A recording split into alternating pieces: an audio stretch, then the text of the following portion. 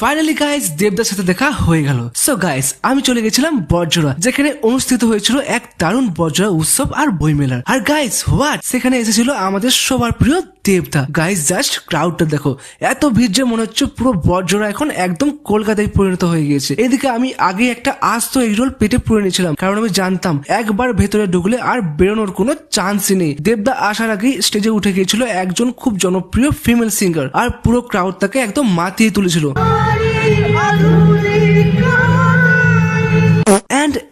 And finally অনেক অপেক্ষার পর আমার প্রিয় তোমার প্রিয় সকলের প্রিয় দেবদা এন্ট্রি নিয়ে নিল।